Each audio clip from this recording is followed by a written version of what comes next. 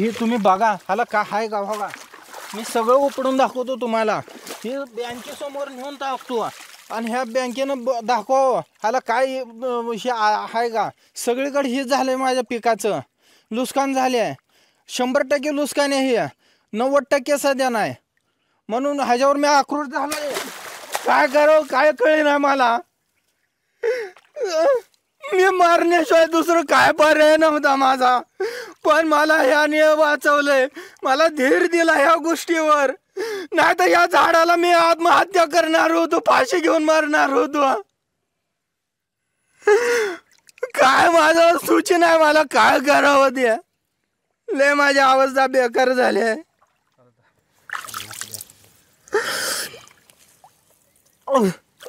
आसमानी संकटानंतर आता सुलतानी संकट शेतकऱ्यांसमोर आलेलं आहे. आपण उत्तर सोलापूर तालुक्यातील अकोलेघाटी या गावात आहे आणि एक माने दाम्पत्य आहे. सोयाबीनची शेती आहे यांची. हा अख्खा सोयाबीन जे आहे पाण्यात, सोयाबीन पूर्ण पाण्यात गेलेलं आहे आणि तिथं कांद्याची शेती आहे. कांदा देखील पूर्ण गुडघाभर पाण्यात आहे. या माने दाम्पत्याला जे आहे आता बँकांची नोटीस यायला लागलेली आहे. कर्ज फेडा आणि हजर राहा अशी देखील नोटीस आलेली आहे. एक शेतकरी दाम्पत्य आहेत, त्यांच्या हातात नोटीस आहेत. शेतकरी महिला आहेत, त्यांच्या हातात नोटीस आहे. बँकेची स्टेट बँक ऑफ इंडियाची एक नोटीस आहे आणि नान्नज शाखा उत्तर सोलापूर तालुक्यातील ही नोटीस आहे. काय कशाची नोटीस आली, किती कर्ज आहे, काय?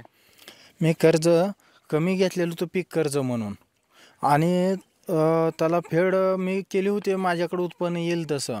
पण आता मला जी फेड झाली नाही, मग ह्याच्यानं मला साथ दिली नाही. मागच्या वेळेस तर कांद्याचं माझी पट्टे 200-250नंच असे किलोनं हे झाले होते. आणि त्याच्यानंतरनं मी म्हणजे असं ह्याच्यातूनच शेतात पूर्ण हेच होत गेलो, त्याच्यावर मला हेच झालं नाही.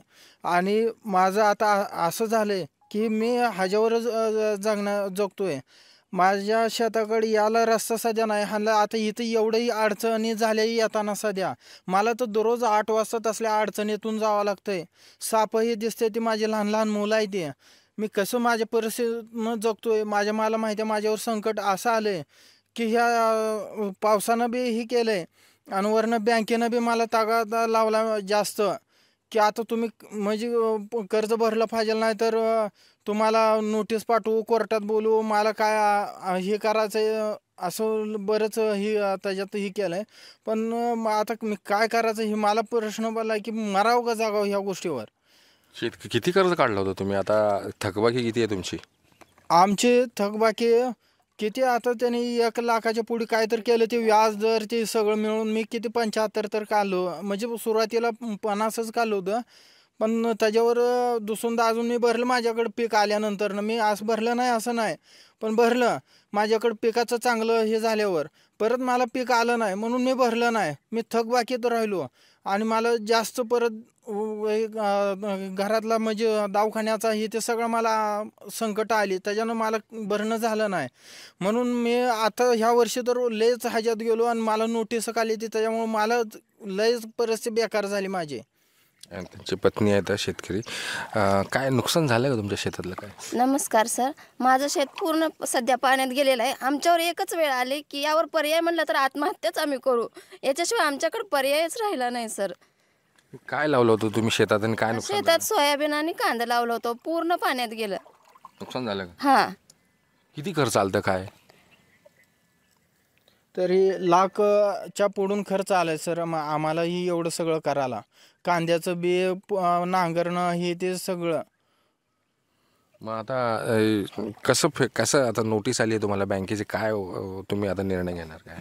बँकेची नोटीस आली की तुम्ही पैसे भरा म्हणून, पण आता आम्ही पैसे भरूच शकत नाही. आम्हाला जगण्याचं तारणच नाही सर. आता ही पाणीच कमी व्हायचं म्हणलं तर ह्याला 2 महिने जातात आणि ह्याला परत 2 महिन्यानंतर अजून पाऊस आला तर 2 महिने ही पाणी कमी होणार आहे. नाही आला तर तू काय तर पुढलं पीक घ्यायचं, पुढलं हे होणार नाही, तर पुढलं पीक सध्या घ्यायला येणार नाही. पूर्ण शेती अजून पाण्यातच राहणार. मग आता कधी पाऊस बंद होणार आणि तोपर्यंत आम्ही काय घ्यायचं आणि काय खायचं ही प्रश्न पडला आम्हाला. तर शेतकरी आहेत, अतिशय त्यांचा खंत व्यक्त करत आहेत. असल्या भयानक परिस्थितीत त्यांचं जे आहे आयुष्य चालू आहे आणि बँकाची नोटीस जी आहे ही तुम्ही बघा, ह्याला काय आहे का बघा, मी सगळं उपडून दाखवतो तुम्हाला. हे बँकेसमोर नेऊन टाकतो आणि ह्या बँकेनं दाखवावं ह्याला काय हे आहे का. सगळीकडे हे झालंय माझ्या पिकाचं नुकसान झाले आहे. 100% नुकसान आहे हे, 90% सध्या नाही. म्हणून ह्याच्यावर मी आक्रोश झालोय. काय करावं काय कळेना मला. मी मारण्याशिवाय दुसरं काय पर्याय नव्हता माझा. पण मला ह्याने वाचवलंय, मला धीर दिला ह्या गोष्टीवर. नाही तर या झाडाला मी आत्महत्या करणार होतो, फाशी घेऊन मारणार होतो. काय माझं सूचना आहे, मला काय करावं ते. लय माझी अवस्था बेकार झाली आहे.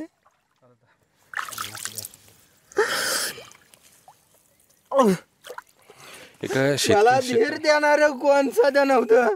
पण ह्या साहेबांनी मला सांगितलं जाताना की तुम्ही लय ह्याच्यात जाऊ नका, मी तुम्हाला धीर देणार आहे. मी तुम्हाला तुमचं कमीत कमी तर कर्ज तर माफी करू शकणार. मी म्हणलं सरकार त्याच्यापासून मला आश्वासन देत आहे की मी कर्ज माफी करणार आहे म्हणून. कर्जमाफीवर तर काय नाही. माझ्या शेताला ह्या 36 गट नंबरला रस्ता सध्या नीट नाही. गुडघ्या एवढ्या खड्ड्यातून यावं लागतं. ह्या सध्या बघितलंय मी. इथल्या शेतकऱ्याच्या हातापाया पडून येतो इथनं येताना. सध्या माझी इतकी हाल बेकार आहे. उठा तुम्ही आता, उठा तुम्ही आता. जास्त वेदना तुमचं दुःख जे आहे आपण समजू शकताय, परंतु सरकारला पण समज यायला पाहिजे. काय सांगाल, एवढी भयानक सिच्युएशन आहे, भयानक परिस्थिती आहे महाराष्ट्र राज्यात. प्रत्येक मराठवाडा असू दे, पश्चिम महाराष्ट्र असू दे, तर शेतकरी असा हवालदिल झालेला आहे. आसमानी संकटानंतर आता सुलतानी संकट समोर आलेलं आहे. आपल्या महाराष्ट्राचे मुख्यमंत्री परवा त्यांनी अतिवृष्टी पाहणीचा दौरा केला. महाराष्ट्राचे मुख्यमंत्री आले पण कुठं थांबले, फक्त रोडवरती थांबले हाताची घडी बांधून.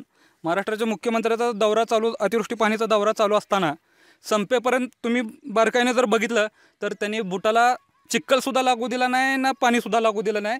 हा आपला महाराष्ट्राला लाभलेला मुख्यमंत्री आहे. तर माझी मुख्यमंत्र्यांना विनंती आहे की तुम्हाला पक्ष फोडायला पैसे आहेत. तुम्हाला पहाटेचा अख्खा महाराष्ट्र झोपेत असताना पहाटेचा शपथविधी घ्यायला तुम्हाला परवानगी आहे. तर तुम्ही वरती जाऊन मांडा ना शेतकऱ्याच्या.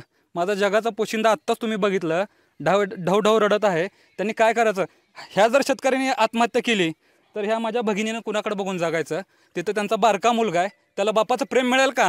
ह्या मुख्यमंत्र्याला कळत नाही एवढं. आता शेतकऱ्यांनी जे आहे अतिशय दुःख व्यक्त केलेलं आहे. पाण्यात त्यांनी गुडघे टेकलेले आहेत. सरकार काय निर्णय घेईल का?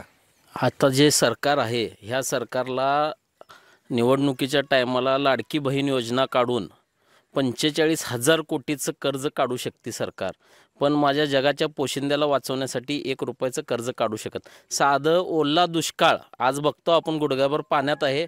साधा ओला दुष्काळ जाहीर करू शकत नाहीत. त्यांनी काय म्हणतात, ओला दुष्काळपेक्षा पण जास्त देतो. काय दिलं आहे? 2251 का 52 कोटी रुपये.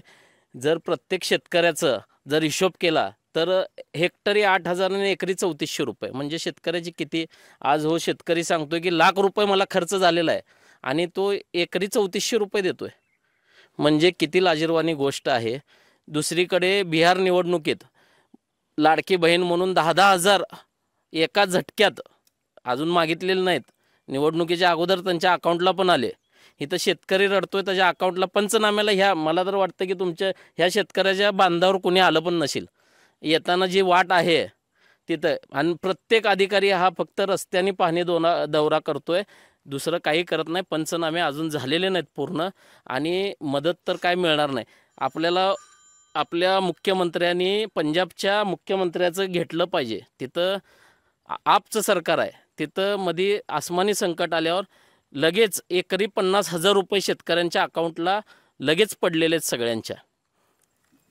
इथं 5 किलो धान्य देतो, 10 किलो धान्य देतो. एखादं कुटुंबाला 5 किलो 10 किलो जगवायचं म्हणलं तर पुरेसं आहे का? आणि दुसरी गोष्ट, हे पंचनामे करायला अधिकारी फिरा लागलेत, मुख्यमंत्री फिरा लागलेत, उपमुख्यमंत्री फिरालेत, पूर्ण मंत्रिमंडळ फिरा लागले. ह्यांचा कोट्यावधीचा दौऱ्याचा खर्च पण जाहीर करावा. ठीक आहे, अजून एक ताई आहेत आपल्यासोबत, त्यांनी या दाम्पत्याला धीर दिलेला आहे. काय सांगाल तुम्ही?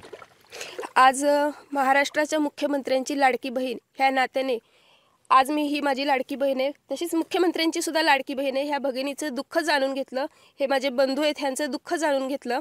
आज या ठिकाणी आलो आहोत आम्ही अकोलेकाठी गावामध्ये. ह्यांच्या शेतामध्ये आलो आहे, गुडघ्याभर इतकं पाणी आहे. ह्यांचं सोयाबीनचं उत्पन्न जे आहे ते पूर्ण वाया गेलेलं आहे. बँकेकडनं कर्ज घेऊन ह्यांनी ही शेती केलेली होती.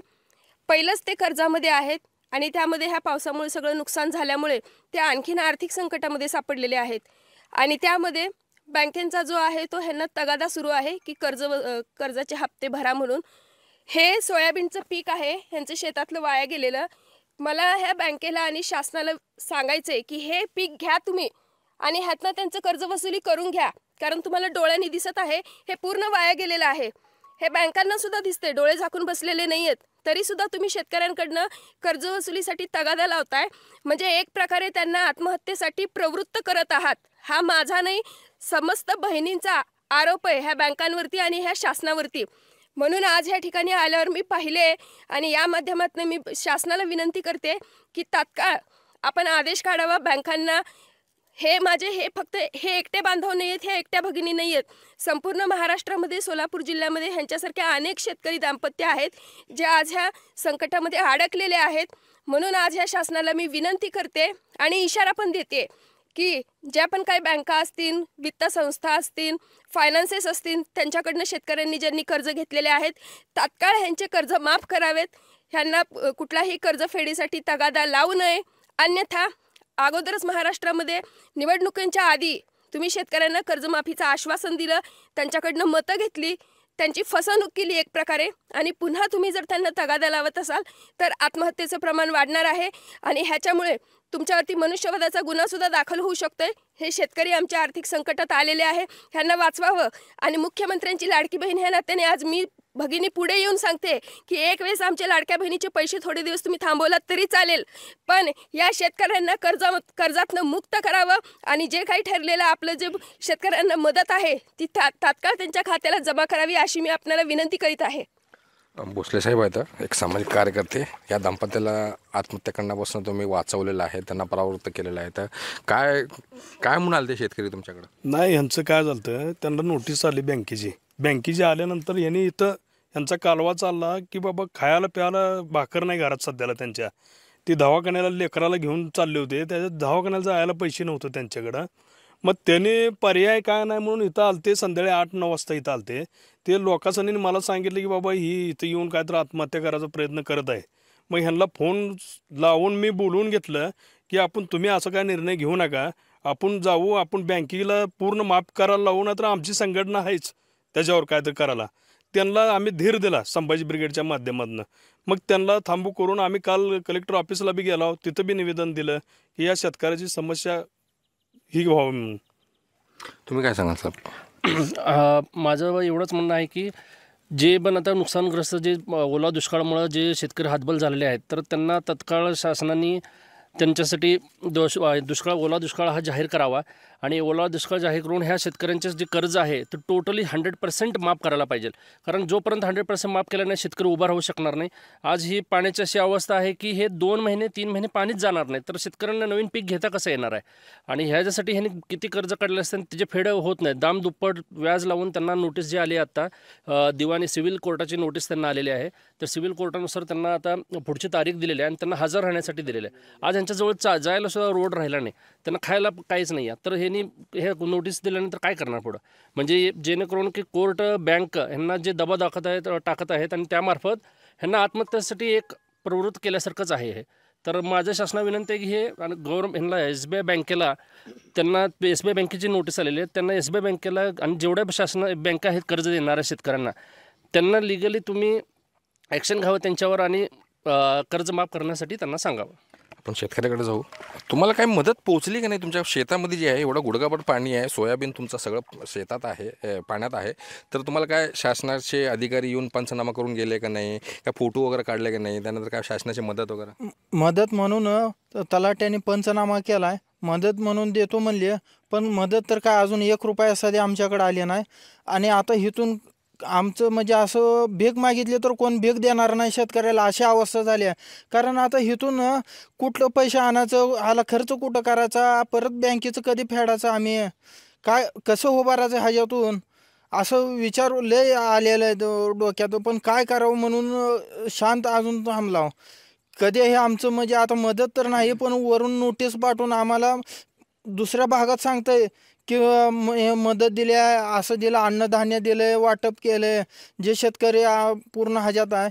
आणि आम्हाला म्हणजे मदत तर नाहीच नाही, पण वरनं नोटीस पाठवली आहे त्या, म्हणजे जागाव का मरावं अशा गोष्टीतूनच आम्हाला बँकेनं करून ठेवलंय. ही नोटीस दाखवा जरा ताई तुम्ही. या नोटीसमध्ये काय लिहिलं आहे आपण थोडं बघू. आता 3 तारखेला हजर हो म्हणले. दिवाणी न्यायालय सोलापूर, JB पाटील यांच्या न्यायालयात आणि प्रति नामदेव राजेंद्र माने, राहणार अकोले घाटी, तालुका उत्तर सोलापूर, ज्यावरती स्टेट बँक ऑफ इंडिया नाना शाखा यांनी तुमच्या विरुद्ध दावा दाखल केला आहे. म्हणून सदर दाव्याचा जबाब देण्यासाठी तुम्हाला 29 ऑगस्ट 2025 रोजी 11 वाजता न्यायालयात जातीने हजर राहण्यासाठी बोलवण्यात येत आहे, असं ते नोटीस आलेली आहे स्टेट बँकेची. 1 लाख रुपयाचा पीक कर्ज घेतलं होतं त्यांनी पुढची तारीख दिली आणि पुढची तारीख देखील दिलेली आहे. 3 ऑक्टोबरची पुढची तारीख दिलेली आहे या शेतकऱ्याला.